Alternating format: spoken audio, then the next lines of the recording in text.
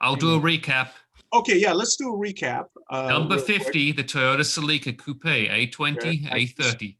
Thank you. You do the recap. Thank you. 49 was the Honda CRZ. The man with the mic. 48 was the Suzuki Swift Sport.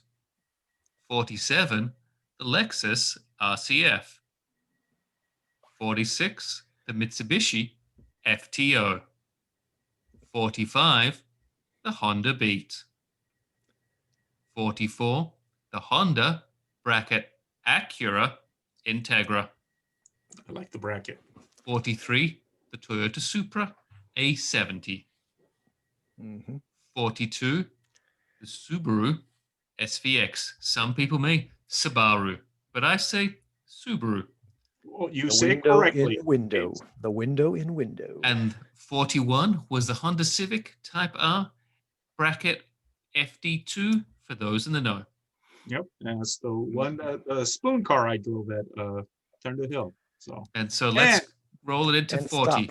Number 40 9 minutes left is the Infiniti G Coupe, or what they call as the Q60 now. I just bunched them all in because I just like the whole thing, from when it was when it first came out. And it is, of course, pretty much the Z on a stretch platform, same platform as the Z, same engine. But it has the Infiniti badge, and it's a 2+2 instead of a 2-seater. But it's kind of a to me epitomizes Shiro Nakamura's kind of design philosophy with coupes. Shiro actually, Nakamura, who used to be the head of global design at Nissan, always tells me this was the last car, the Q60, the last automobile that he was in charge of the design of before he retired. So yeah, and I think it's a really, really strikingly handsome car.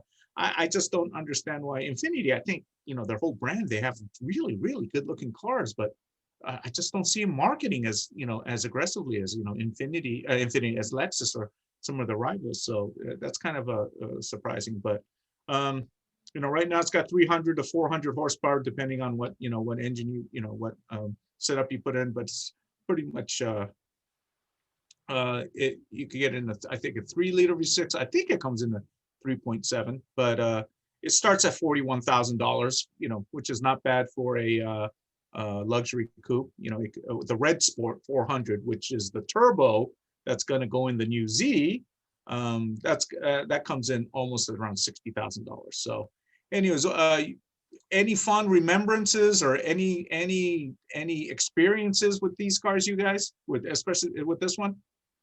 I always like the styling, like you, Sam. I did have the test drove the red one, would have been, I think 2 years ago was when I last got some seat time in it.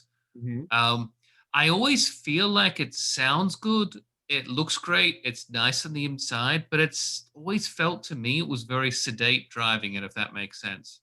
It's pretty much the Z. I mean, what was it? Did it feel heavier? Or? It just felt heavier, and it felt to me, for example, like an executive car, if that makes sense, as opposed to like a sports car. It's the best way I would describe it. It is a luxury sports. That's what I mean. So it felt more like an exec. So I felt like, for example, you feel like it's the same sort of car as a Z, but the Z feels more sprightly, for example, or younger. This one always felt like it was more for someone that was working, and this would be the like company car. Okay, I'm going to say this, but I hope Tamura-san's not listening. Well, at least this is not counting the new Z. So the current Z in this car, which one would I rather have in my driveway? I would rather have this the Q60. It's just more me, It's a little bigger, has a 2+2. It's it's luxury brand. It looks better, I think. So, what about you guys? Z or this? I mean, of course you'd have this, Sam, because you've got so much more money than everyone else. I mean, I'm just a poor guy like myself. I just have to go with a Z car. Okay, you're the Z man. What about you, Taro? Oh, I'd take the Z. You too? Oh, okay. So, all right. So I'm alone on this one. You are alone on this one, Sam. Yeah, you just are like alone a hatchback. You are alone atop of your mountain, counting your millions and just looking down on people like me and Tara beneath you. I wish. I'm going to need a loan to buy this car pretty soon. But anyways, okay. So anyways, that's 40. Taro, no comment on this car at all. It's really not much to say. No, well, the you know, the Infiniti G, right? What was the first one that came out? Was it the G35 Yeah, I think that so. first came out? No, I think it was a G30 Coupe or something like that. Yeah. Was that? Yeah. So, I mean, I think it was a good car at the time when it came out, Yeah. as an Infinity, especially like in Japan when they didn't have the GTR yet. It came out as a Skyline, right? In Right. Japan. Exactly. It was. Yeah. I think it's still called a Skyline in Japan, right? I think it is Yeah. still called a Skyline in Yeah. Japan. So for me, it was more like a branding, like a mystery. Like for me, like the Skyline is a GTR is a Skyline, and a Skyline, it should, the top of the line Skyline is a GTR. And then when they branched that off into two Yeah. different cars, Yeah. Well, it yeah. kind of messed me up. So, Yeah. The whole Q thing messes me up too. yeah, the whole Oh, thing messed. QX, Yeah, Q30, Q50. so it's confusing. Yeah, For it me, is. it's very confusing. I It is. think I it's think a good that's car. one of their Yeah. biggest mistakes, marketing mistakes. But Yeah. So it still has kind of like this weird, So you don't like sour. the name? Is that why? You No, don't like so it? so I mean, the name and the branding it confuses Okay, me. it's suspect. Okay. Yeah. So that's why I would rather choose the Z over this car, just And because maybe that's why it's number 40. It's kind of low, But yeah, it isn't a pure sports car, so that's why it's at number 40. Okay, well, we will keep moving on then. Number 39 is another car with rear seats, 2 in a row, and it is the Mazda RX-8, and I'm sure we all remember this car. I actually, was spiritually rooting for this car just because, it was the successor, quote unquote, of the RX-7, because RX-8, and it did have the Wankel, right? The rotary. Yeah, Mhm. the 1.3 liter rotary engine. But when I did drive it, because I was at Road Track when this came out, and I drove it a lot, and it was a little, it was a little tame. I wish there was really very low torque that came in low. I think it came at 159, pound-feet at 5,500 RPM. So it lacked a lot of torque. It could have used a turbocharger. It never came with one. Only 230, horsepower. So in that respect, I was a little disappointed, but I loved how it looked. This was the Mazda head designer right now, global head designers, a man called Ikuo Maeda, who's a good friend of mine, and this was one of his creations. And if you guys remember, it had that weird like Saturn rear door, the suicide door. It opened the other way. Yeah. To let people in. So it was a 4-door, but kind of not really a 4-door, So Yeah, but it opens up like the FJ Cruiser. You got to open the front door to open the rear yes, door. exactly. So and and I found out that I didn't use it much, So I thought it wasn't a success in that rate. And Mazda had to do something because in that era, the sports car was, the RX-7 was gone away. All the pure sports cars, the 2 doors were going out of favor, and they wanted to keep the RX sports car brand. So they said, okay, for us to keep it, and we keep the rotary engine, we have to put in this new Genesis rotary engine without a turbocharger to meet emissions. I mean, they really try to squeeze a big lump into a really small hole, and they had to make a lot of sacrifices, and I think that's why the RX-8 was not as successful as the RX-7 or considered an enthusiast car. But hey, man, look at it, 2003 to 2012. It's on the market for 9 years. So, and Mazda did come up with some cool variants like the Kuro version, and the Mazda Speed RX-8 was pretty cool. But yeah, that's why this car is this low on the a Mazda RX is number 39. So how about you guys? It lacked in power too. I It mean, did, I no. think that was Power and torque. power and torque was missing. It did like, it was a nice looking car. You know, Yeah, I it's a remember great when it looking first, car. Even the yeah. rear, it was a little odd, right? Because they, they Mhm. squeezed a door in there, a little half door Yeah. in there. But yeah, But I remember when it first came out, the hype was there, and you know, it was a good looking car, and they had like the little homage. They had the you know, the triangle shaped you know, seats, the hole in the seat and everything. the rotary to Yeah, the rotary. Yeah, ending. Yeah, and they really wanted to push the fact that it was a rotary, and it was. I mean, it was a good car. I mean, a lot of guys came out with drift cars too. I remember with this car, but it just lacked in power, I think, Mhm. to be a true performance car. Yeah. So It could have used the turbocharger. It could have used some kind yeah, of, yeah, for but that was the only thing about it yeah, that was really force bad. induction. Yeah. Mhm. I So mean, for me, I haven't driven it, but like you two have. But I always thought that this car was unusual because in England, this car is incredibly cheap, like mhm. incredibly cheap. Whereas if you buy it here, it's significantly more expensive. It's one of those unique ones where in England it was Mm. like £600 is where they start, and you could get like, What? yeah, you could get a Kuro Like limited edition. $1,000. You could get a Kuro limited edition one for £1,400, and I was like, well, just buy it. If it breaks, just buy another one. Why do you need to fix it ever? Just keep them coming up. Just be like, look, Dude, I might have to cheaper. ask Sean Morris to go get me some. Exactly. So that's why I never understood it, but it is what it is. I mean, I don't even think they've increased in that price. So I stopped looking like about 18 months ago. Mm. So They are nice cars, but they're not fast. So that's the only yeah, thing. They but I handle think, great. but I think if you just wanted to have this for a little car that you could just throw around, be it there, why not? I mean, this instead of the Miata, maybe kind of thing. Yeah, I mean, if Miata it's is that not cheap, you always can't the go answer. wrong. Exactly. Yeah. It's So, yeah. rear wheel drive. You could get it with a manual transmission. It's 200. Mhm. Yeah, the thing is, it is 230 horsepower. Oh, and if you get this with I drove an automatic version of this. Yeah, you don't want the automatic. I mean, yeah, you're not going to be You need able the to get out of manual. your way. Yeah, it's really Yeah. slow. So Yeah. yeah. All right. Are we going Yeah. to the next one, Sam? Yes, let's go. Let's keep it Let's moving. go. Keep it moving. Number 38. Hey, Is the Toyota GR Yaris. Now, with let's be honest, Sam. I think you've got everyone this Wow. buzzing wrong. about this. Oh, Everyone 38? talking about it. This has got one number Yes. wrong here. I think it should be just number 3, and we could just leave it at that. Not 38, should just be 3. No, yeah. 38. Why so low, Sam? Because the reason it's low is because it's new right now, and we still don't know how it's going to pan out.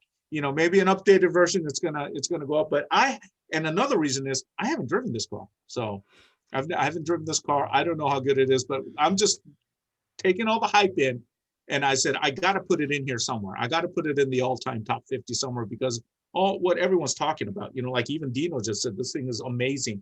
He's gonna forgive Toyota for the Supra because of this car is so awesome. So The Supra yeah. failed, but the GR Yaris All I'll say saves the day. So that's why. Don't tell Grace, but I'm secretly sending money to Nigel McKeon so he can buy this car for me. Oh, good. That's a good one. That's a good one. It'll be much quicker than his MR2.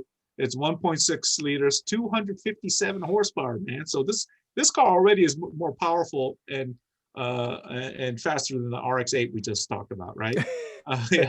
And I mean, it's a 3-cylinder too, coming from a turbocharged 3-cylinder. So, this is a pretty amazing car. I mean, so I've seen manual. I've seen people do hot laps in it. Right. And so it doesn't have the top end speed on, for example, a fast track. Right. But going through the twisties and going around corners, it looks, you can't, for the price it is, even though it is obviously expensive, it's so much better than almost anything else out there. Dude, it's under 3,000 pounds. So this thing goes 0 to 60 in like less than 5, around 5 seconds, a little over 5 seconds. So it's just a shame that I don't know if we're going to see the WRC car come from this. Yeah, it was meant to. So anyways, fingers crossed it does. Fingers crossed it does. This is the greatest car ever. That's it. Yeah, this is exactly. And James, you're a big rally guy. You like rally inspired cars too, I think, right? So yes, very much so. I'm all about this. All about this car. This is the best. If there's a car on my list right now that's that I want to be marketed in the U.S. that we can't get here, forbidden fruit list, I think this would be number 1 right now. This is the car I want to drive here. So agree. You too, Taro? Agreed? Yeah. Okay. Yeah. So we're going to keep this moving. Let's go to number 37. And don't get on me for saying, why is this car ahead of the Yaris? Like I said, I haven't driven the GR Yaris, so no letters, please. But it's the RX-7 Mazda. I know it's very close to RX-8, but the FC. And Yeah, I the love this FC is car. probably the least loved of the RX-7s, but Yeah. I wanted to. I like it though. I like it though. Okay, I wanted to get this in there because it rotary car, Mazda is, it's a small manufacturer from Hiroshima, Japan, not one of the big three. And they really, really made a brand for themselves with this car and the Miata. And well, not this car, but the RX-7 line. And the FC, I think, is not my favorite of the RX-7s, but it is definitely a car I think that was very popular and kind of, to me, borrowed on the Porsche styling. I don't know, like a 944. 944. Yeah, 944 styling. So 944. yeah, exactly, 944. Yeah. But anyways, it's got the two rotor Wankel, the like 1.3 liter. And at that time, this thing came about 180 horsepower and 182 pound-feet of torque, so it had even more power than the RX-8. So performance-wise, it was pretty good. 0 to 60 in about 7 seconds. So back then, but rear-wheel drive, and of course, the thing about this is the rotary, compact, very efficient. Not the greatest burning engine, but a very good sports car engine. So, comments? Anyone remember one? Anyone own one of these cars? Never owned one, but this was this car came out when I was growing up. It was probably like after high school, but it was one of my favorite RX-7s actually. Oh, really? Okay. Yeah. Just it's emotional thing, right? It's like your youth, your station. Exactly. As they say. Mm-hmm. I mean, I like the FD, but this one is like just like when we were growing up, and it's like if you couldn't afford the Porsche, you had the RX-7, right? Right. Yeah. So emotionally, I have an attachment to this car, so I like. And I like the looks of it too. It's kind of sleek and it's compact. It's got the classic Porsche look, the pop-up headlights. It would probably be higher on your list, but this is where it came in on mine. Yeah. McKeown? How about you, James? I mean, this sort of missed me, if that makes sense, because it wasn't really big at the time for me at this time frame for this car in particular. But I can see the appeal. Don't say you weren't born yet, okay? Because I'm not going to buy that. No, I was born at this time, Sam. But unlike you, I wasn't in university. So I mean, I see Taro's appeal to him, but for me, it just sort of misses. If that makes sense, there would have been other cars in that time period that I would have been more into. Like what? Well, I mean, if we're just talking about purely about the RX cars, I mean, obviously in the RX-7 departments, the FD is my preferred choice, the one I'm looking at, the most one. I just think it's a pretty car. This one seems to me where you're going with, it's just as Taro suggests, it's borrowed styling. But then for me, it's like thinking it's borrowed styling, and then maybe you're looking for something else. And let's be honest, sometimes the rotary engines don't quite have the reliability or the know-it-all of what as some of the other cars. So you're not really getting the best of both worlds. But I do always like the name Savannah. I always thought that was very appealing. That was my favorite thing about it, I think, was the name. That's not much. Okay, so this would be actually lower on James's list. So I don't know if this would make the list, Sam. It might not even make the list. Ouch. But let's go to number 36. That's the last press car you're getting from Mazda. Okay, there we go. Wow, 37. What? So low? This one, the Z 36. Well, it just kind of tells you there's some really cool cars coming up. Okay, so yeah, 36 Nissan 370Z, 350Z, 370Z, the Z33, Z34. So cars still available now. Yeah, I mean, it had to make the list, but there's a lot of good cars still to come. But we all know this car because it's out right now. So, Taro, tell me why you think it's so low. I mean, what is it, because this thing kind of signified the return of the Z, or? Yeah, I mean, it's an iconic car for Nissan, right? I mean, along with the GTR, obviously, but this isn't. There's other Zs in this list. Yeah, Yeah, okay, but okay. this It's like this is Carol, significant. it's This was a Sam's return list. of the Z No, after it's like, okay. I want to hear controversy. That's why, yeah. well, yeah, Uh, I mean, after not having the Z for how much, it's like Yeah, it was about probably 10 a years ago. decade, Yeah, right? yeah, exactly, right. This was like Carlos Ghosn came into Nissan, and he real when he was rebuilding Nissan, he was like, we got to have the Z back because that's the I think the Z iconic. maybe came out before Gon came in. Gon was the GTR guy. He's the one who wanted the GTR back. So I think the Z was already in. The GTR. No, the Z was before the GTR. No, no, Ghosn, no, no. The GTR is in the R35. no, No, the 350Z came out a while ago, like well 2002. before the Yeah, 350Z was Three- well before the 2002. 35. Yeah, right. So 2002. Ghosn was president already when the Z came out, Let me see when Carlos Ghosn was Oh, president. let's just and do this. he While Sam is typing here with his fingers, one type at a time. The best the thing GTR about was yeah, the the GTR came 350, way later. Yeah. the 350Z, the best thing about that was the movie they made to sell the car called The Run. I The what? love that movie. Have you The Run? Did you never see The The Run? Run.